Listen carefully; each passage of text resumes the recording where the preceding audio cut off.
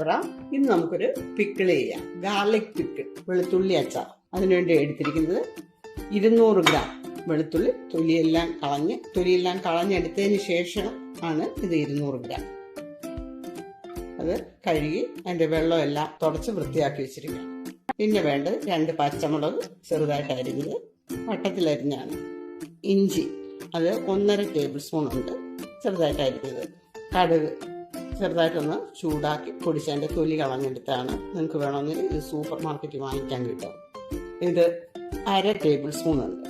പിന്നെ കായപ്പൊടി അത് 1/2 ടീസ്പൂൺ, ഉലുവ 1/4 ടീസ്പൂൺ, അല്പം കറിവേപ്പില.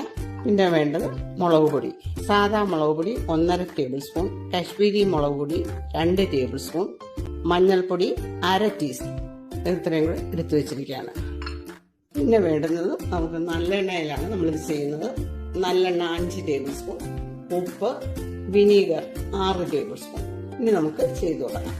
പാൻ ചൂടായി ഇതിലേക്ക് ഒരു 5 ടേബിൾ സ്പൂൺ നല്ലെണ്ണ, 1/2 ടീസ്പൂൺ കടുക്, ഇഞ്ചി, പച്ചമുളക്,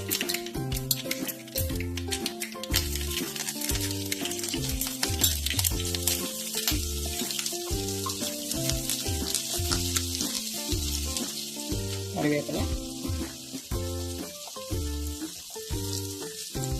ഇനി ഇതിലേക്ക് വെളുത്തുള്ളി. ഞാൻ എടുത്തിരിക്കുന്നത് ചൈനീസ് വെളുത്തുള്ളിയാണ്, അതുകൊണ്ട് നടുവേ ഒന്ന് കീറിയിട്ടുണ്ട്.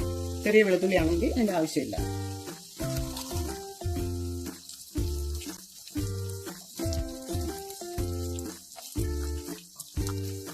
ഇത് അധികം ഒന്നും മൂക്കണ്ട.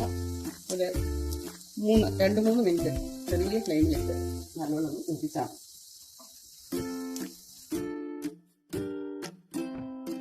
ഈ അരപ്പൊക്കെ നന്നായിട്ട് പിടിക്കാൻ വേണ്ടി ഒരു മിനിറ്റ് തന്നെ ഇളക്കി ചേർക്കണം.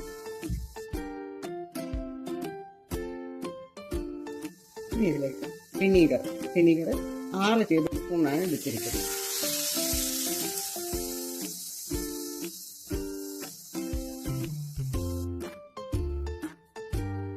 ശർക്കരയോ പഞ്ചസാരയോ ഒക്കെയാണ് നിങ്ങൾ ശർക്കര നല്ലപോലെ പൊടിഞ്ഞാണെന്നില്ല, അതുപോലെ പഞ്ചസാരയാണ് ചേർക്കുന്നത് ലാസ്റ്റ് ചേർത്താലും മതി.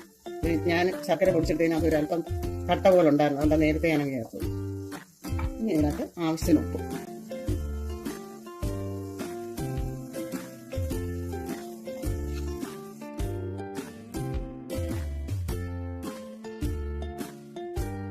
ഇത് ചാറ് പോരാന്നുള്ളവരാണെന്നൊരിൽ കുറച്ച് തിളച്ച വെള്ളം അത് ഇതിൽ ചേർക്കാം.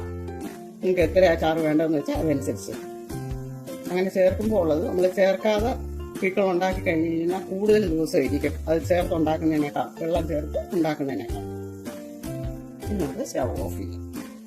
സാധാരണ എല്ലാ പിക്കിളിലും ഞാൻ പറയാറുള്ളതാണ്, ഇത് പിക്കിൾ വെക്കാൻ ഉദ്ദേശിക്കുന്ന പാത്രം നല്ലപോലെ കഴുകി ഉണക്കിയതായിരിക്കണം.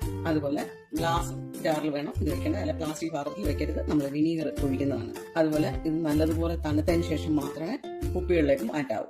ഒരു 3-4 ദിവസം വെളിയിൽ വെച്ചതിന് ശേഷം മാത്രം നിങ്ങൾ ഫ്രിഡ്ജിലേക്ക് മാറ്റുക. കാരണം അതിന്റെ അരപ്പ് നന്നായിട്ട് ഇതിൽ പിടിക്കണം, അതിന് വേണ്ടിയിട്ടാണ്. പിക്കിൾ നന്നായിട്ട് തണുത്തിട്ടുണ്ട്. ഇനി ഒരു കുപ്പിയിലേക്ക് മാറ്റാം. നമ്മുടെ ചാനലിലേക്ക് ഇതുവരെ സബ്സ്ക്രൈബ് ചെയ്യാത്തവരുണ്ടെങ്കിൽ പ്ലീസ് ഒന്ന് സബ്സ്ക്രൈബ് ചെയ്തേക്കണേ. ലൈക്ക് ചെയ്യാനും ഷെയർ ചെയ്യാനും മറക്കണ്ട. Thanks for watching.